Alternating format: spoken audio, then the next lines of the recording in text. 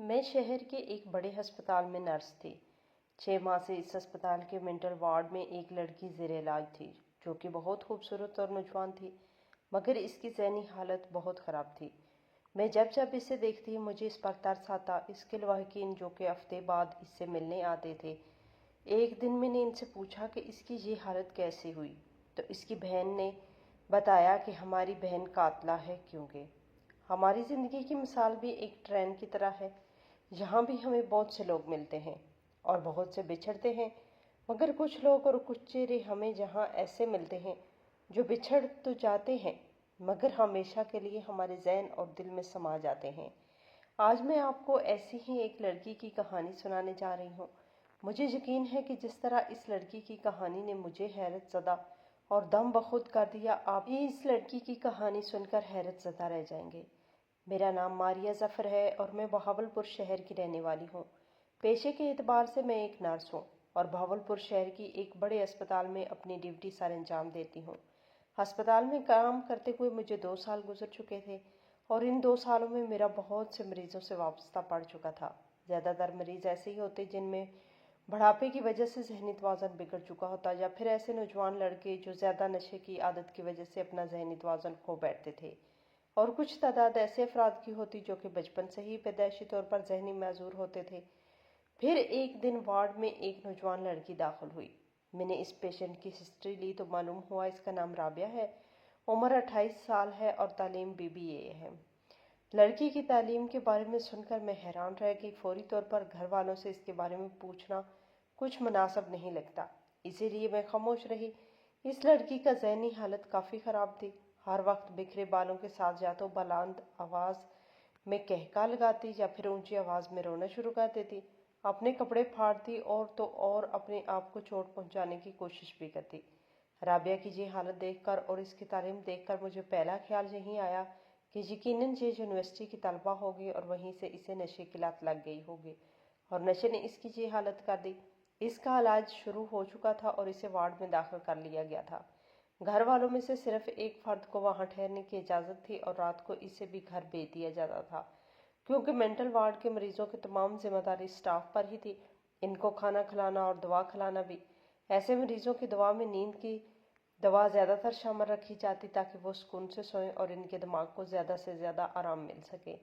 इसीलिए वार्ड में दाखिल होने के बाद वो लड़की ज़्यादातर सोई ही रहती थी, लेकिन जैसे इसकी आंख खुलती वो फिर से चीखना चलाना शुरू कर देती। इस लड़की राबिया को वार्ड में दाखिल हुए तकरीबन 2 हफ्ते गुजर चुके थे। वार्ड में बहुत रश होने की वजह से मैंने उसके घर वालों को रोज़ाना आने से मना कर दिया था और इन्हें कहा कि आप 2-3 दिन के बाद आकर मरीज से मिल लिया करें, क्योंकि इनका टोटल ख्याल तो हम ही ने रखना होता है। आपका फ़ोन नंबर हमारे पास है, अगर खुदा न ख्वास्ता कोई इमरजेंसी की सूरत हाल पेश आ गई हो तो मैं आपको कॉल करके बता दूंगी। इसीलिए मेरे कहने पर ही राबिया के घर वाले अब 2-3 दिन बाद ही इससे मिलने के लिए आते थे। इस बार जब राबिया के घर वाले इससे मिलने आए तो आने वालों में एक लड़की भी थी जो कि शक्ल सूरत से राबिया की बहन लग रही थी। मैंने इससे पूछ लिया, क्या आप राबिया की बहन हैं? तो इसने अफसरदगी से सर हिला दिया। मैंने उसे कहा कि आप अगर बुरा ना मनाएं तो क्या मैं आपसे एक सवाल कर सकती हूँ? वो कहने लगी, हाँ क्यों नहीं। तो मैंने कहा, राबिया की ये हालत किस वजह से हुई है? तो वो लड़की खामोश नज़रों से राबिया की तरफ देखने लगी और देखते ही देखते इसकी आंखें आंसुओं से भर गई। जब वो खामोश रही तो मैंने अगला सवाल किया और कहा, क्या राबिया को यूनिवर्सिटी में नशे की लानत पड़ चुकी थी? मैंने ये अंदाज़ा इसलिए लगाया क्योंकि जहाँ ज़्यादातर मरीज़ ऐसे ही होते हैं। तो वो कहने लगी, नहीं, राबिया को नशे की लत नहीं लगी। तो फिर ऐसा क्या हुआ कि राबिया का ज़हनी तवाज़ुन ही बिगड़ गया? मैंने तजस्सुस के मारे अगला सवाल किया तो राबिया की बहन अपनी आंखें पूंझते हुए कहने लगी, ये मकाफात अमल है। हमारी बहन मकाफात अमल के घेरे में आ गई है। फिर वो मध्यम आवाज़ में बताने लगी कि राबिया बहुत अच्छी स्टूडेंट थी, ये बचपन ही से बहुत ज़हीन थी, हर क्लास में अव्वल आती थी और अपनी इसी जहानत की वजह से ये घर भर की लाडली थी। ख़ास तौर पर हमारे अब्बा की तो इसमें जान बसती थी। राबिया ने FSC के एग्ज़ाम दिए तो इसने पूरे ज़िले में टॉप किया था। अम्मा अब्बा उसकी कामयाबी पर बहुत खुश थे। मोहल्ले भर के और ख़ानदान के लोग हमें मुबारकबादें देने आ रहे थे और इसी खुशी में राबिया ने अब्बा से मोबाइल फ़ोन की फरमाइश कर दी और अब्बा ने भी खुशी खुशी से मोबाइल फ़ोन लेकर दे दिया। मगर जहाँ से उसी दिन से हमारी बदकिस्मती शुरू हो गई थी।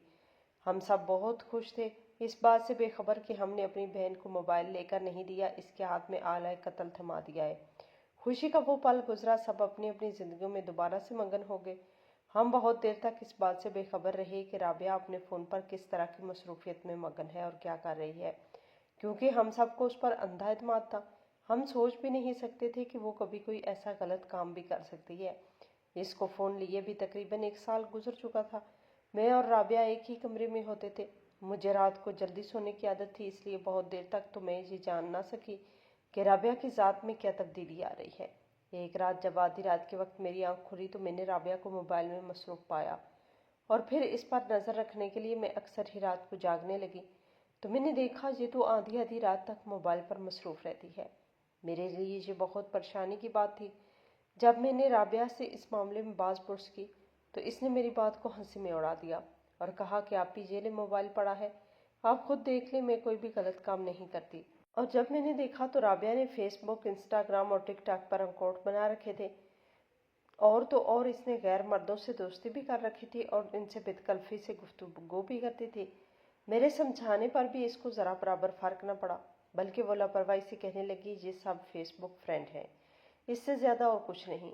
मैंने इसको लाख समझाया कि बेशक ये लोग फेसबुक फ्रेंड्स हैं, मगर ये गैर मर्दों से गुफ्तगू एक तो हमारे मज़हब में भी नहीं जायज़, और दूसरा तुम्हारी बात करने से किसी शख्स के दिल में क्या ख्याल जन्म ले रहे हैं, क्या तुम ये जानती हो? मेरी इस बात के जवाब में राबिया तनक कर बोली कि अगले बंदे के दिल में क्या ख्याल जन्म ले रहे हैं, इसकी जिम्मेदार मैं तो नहीं हूँ। खैर, राबिया की खुद सर और ज़िद्दी तबीयत के आगे मैंने भी खामोशी इख्तियार कर ली। मेरी और राबिया की इस बातचीत को 2 से 4 माह गुजरे होंगे कि अचानक से राबिया परेशान रहने लगी, और तो और अब वो रात को देर तक मोबाइल भी इस्तेमाल नहीं करती थी। यूँ तो ये मस्बत तब्दीली थी। मैं इस बात पर खुश भी हो रही थी, मगर इस बात पर फिक्रमंद भी थी कि कहीं इसके पीछे कोई और वजह तो नहीं। पहले तो मैंने इसको इग्नोर किया, ये सोच कर कि अगर मुझसे शेयर करने वाली बात होती तो वो यकीनन कर लेती, लेकिन अगर वो मुझसे शेयर नहीं कर रही तो इसका मतलब है मुझसे पर्दा रखना चाहती है। मगर मेरी बहन थी और थी भी मुझसे छोटी, मैं ज़्यादा देर तक उसे परेशानी की हालत में ना देख सकी, और फिर आखिर एक दिन मैंने खुद पूछ लिया, क्या बात है राबिया, तुम इतना परेशान क्यों दिखाई देती हो, हर वक्त उलझी उलझी सी रहती हो, सब खैर तो है ना? पहले तो वो मुझे टालती रही, मगर मेरे बेहद इसरार करने पर फिर राबिया ने जो बात मुझे बताई, इसे सुनकर मेरे पाँव तले ज़मीन निकल गई। इसने मुझे अपना मोबाइल दिखाया, इस पर काशिफ नामी एक लड़के से की गई चैट दिखाई। राबिया ने बताया कि वो और काशिफ तकरीबन 2 साल से फेसबुक फ्रेंड है और आपस में बहुत बेतकल्लफ दोस्त है। इस चैट में वो राबिया से अपनी मोहब्बत का इजहार कर रहा था, राबिया भी इसका मस्बत जवाब दे रही थी। मैंने हैरत से राबिया के चेहरे की तरफ देखा और इससे सवाल किया, जब तुम जानती हो कि तुम्हारी मंगनी हो चुकी है, तुम किसी के साथ मंसूब हो, तो फिर तुमने इस लड़की की पेशरफ्त का मस्बत जवाब क्यों दिया? क्योंकि राबिया तकरीबन 2 साल से ही हमारे खालाजाद के साथ मंसूब हो चुकी थी। राबिया मुझसे कहने लगी कि मैं तो सिर्फ मजाक कर रही थी, इस लड़के के साथ वक्त पास कर रही थी।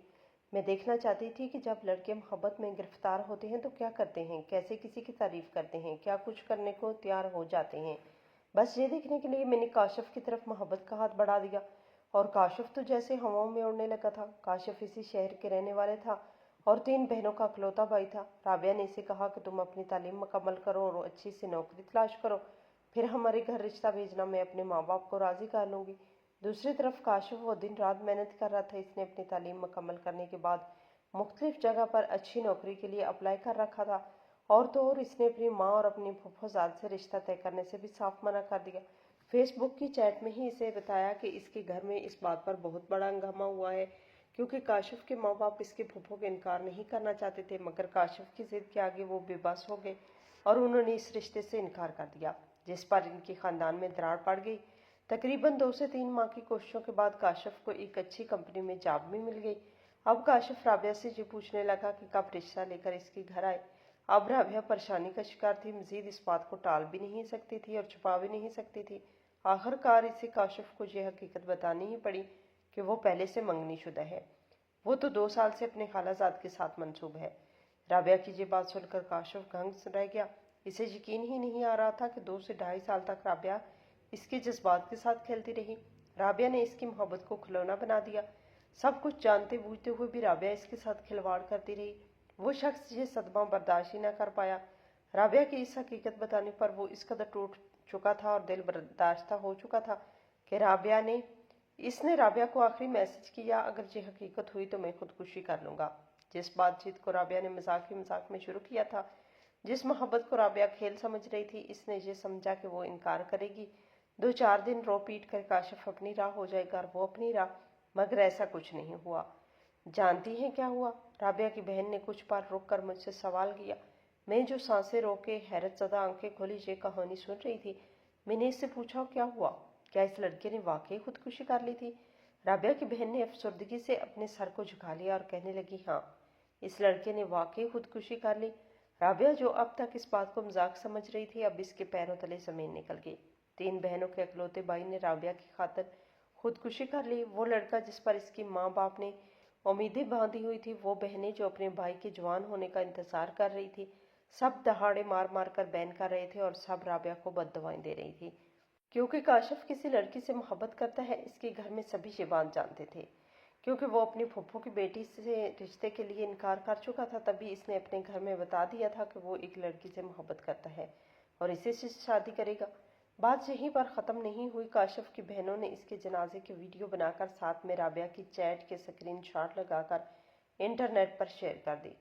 پھر کیا تھا، ایک طوفان اٹھ گیا۔ لوگوں نے رابعہ کو خوب برا بھلا کہا، کسی نے اسے کمنٹ باکس میں 2 نمبر عورت کہا تو کسی نے سنگ دل اور پتھر دل کہا، اور تو اور لوگوں نے یہاں تک کہا کہ یہ زندہ کیوں ہے، اسے بھی مر جانا چاہیے، اسے تو شرم سے ہی مر جانا چاہیے۔ رابعہ یہ سب کچھ دیکھ نہ پائی۔ اس نے اس واقعے کے فوراً بعد اپنا سوشل میڈیا سے اپنے تمام اکاؤنٹس کو ڈی ایکٹیویٹ کر دیا۔ سوشل میڈیا پر یہ بات پھیلی تو میری خالہ یعنی رابعہ کے سسرال میں بھی یہ بات پہنچ گئی، اور اگلے دن خالہ نے آ کر رابعہ کو اور میرے ماں باپ کو خوب برا بھلا کہا اور اس منگنی کو بھی ختم کر دی۔ خود رابعہ نے تو اپنے اکاؤنٹ ڈی ایکٹیویٹ کر دیے تھے، مگر اس مسئلے کا یہ حل نہیں تھا۔ اب رابعہ کو پچھتاوے نے آ لیا تھا۔ کاشف کے ساتھ کھیلے گئے اس کھیل کا اثر اب رابعہ کی اپنی زندگی پر بھی ہو رہا تھا، کیونکہ کاشف سے بات چیت کرتے ہوئے آخر تک اس نے کبھی سوچا ہی نہ تھا کہ کاشف اس کی خاطر خودکشی بھی کر سکتا ہے یا معاملہ اس حد تک بھی خراب ہو سکتا ہے۔ اس نے یہ کبھی سوچا ہی نہیں تھا۔ میرے ماں باپ، بہن بھائیوں نے بھی رابعہ کو خوب ذلیل کیا۔ سب نے اس پر لعنتیں بھیجی کہ تمہیں اتنا بڑا قدم نہیں اٹھانا چاہیے تھا۔ اب رابعہ کو ہر طرف سے نفرت کا سامنا کرنا پڑ رہا تھا۔ رابعہ جو پہلے ہی دل برداشتہ تھی اور بری طرح سے پچھتاوے کا شکار تھی، اور زیادہ پریشان ہو گئی۔ ایک شخص اس کے مذاق کی وجہ سے یہ دنیا چھوڑ کے چلا گیا تھا۔ اس کے گھر والے اب بے آسرا تھے۔ اس کی ماں اور بہنیں رابعہ کو بد دعائیں دے رہی تھی۔ یہ خیال اب رابعہ کو راتوں کو سونے نہیں دیتا تھا۔ سارا دن وہ پریشانی کے عالم میں گزارتی اور جیسے ہی رات کو سوتی تو چیخ مار کر اٹھ بیٹھتی۔ سوتے میں اسے ڈراونے خواب آنے لگے۔ دن کی پریشانی اور راتوں کی بے خوابی اور ٹینشن نے آخرکار کئی دنوں بعد اپنا اثر دکھایا۔ اب رات کو رابعہ کے حوالے بھی نظر آنے لگے تھے۔ اسے لگتا تھا کہ کاشف اس سے بدلہ لینے کے لیے ضرور واپس آئے گا، اور اسی پریشانی نے آہستہ آہستہ اس کو اس حال میں پہنچا دیا۔ رابعہ کی بہن نے دونوں ہاتھوں سے اپنی آنکھیں صاف کرتے ہوئے رابعہ کی طرف اشارہ کیا، جو کہ گھٹنوں میں سر چھپائے اب ہچکیوں کے ساتھ رو رہی تھی۔ میں نے بھی اپنی نم آنکھوں کو صاف کیا اور رابعہ کے چہرے کی طرف دیکھتے ہوئے سوچنے لگی کہ آج تک ہم یہ سنتے آئے تھے کہ یہ موبائل ایک فتنہ ہے، مگر آج اس موبائل کی بدولت ہی پھیلے ہوئے ایک فتنے کو، اور پھر اس فتنے کی بدولت 2 گھروں کو برباد ہوتے ہوئے آج میں نے اپنی آنکھوں کے سامنے دیکھ لیا تھا۔ اسی لیے کہتے ہیں کہ بے شک موبائل ایک بہت ہی کرامت چیز ہے، مگر کسی بھی چیز کا بے جا اور غلط استعمال آپ کو ایک نہ ایک دن پچھتانے پر مجبور کر سکتا ہے، کیونکہ موبائل پر موجود ہر چیز کو آپ ایک کلک سے ختم کر سکتے ہیں، لیکن اگر وہ فتنہ آپ کی زندگیوں میں داخل ہو گیا تو پھر آپ کے ہاتھ سے نکل جائے گا، جیسے رابعہ کے ہاتھ سے نکل گیا تھا۔ اس واقعے کو 6 ماہ کا عرصہ گزر چکا ہے۔ رابعہ اب بھی ہمارے اسپتال میں ایڈمٹ ہے، گو کہ اب اس کی حالت پہلے سے کافی بہتر ہے، مگر اب بھی وہ کبھی کبھار اچانک اپنے بیڈ سے اٹھ کر بھاگتی ہے، کسی بھی شخص کے پیچھے سے جا کر کاشف کہہ کر پکارتی ہے، اور پھر اس شخص کا چہرہ دیکھنے کے بعد مایوسی کا شکار ہو جاتی ہے اور واپس اپنی جگہ پر آ بیٹھتی ہے۔ دھیرے دھیرے اس کا دماغی توازن درست ہو رہا ہے، مگر ابھی بھی اس میں بہت وقت لگے گا۔ ناظرین، مزید اس طرح کی ویڈیو، سبق آموز کہانیاں اور واقعات سننے کے لیے ہماری ویڈیو کو لائک کریں، شیئر کریں، ہمارے چینل کو سبسکرائب کرنا مت بھولیے گا۔ اللہ حافظ۔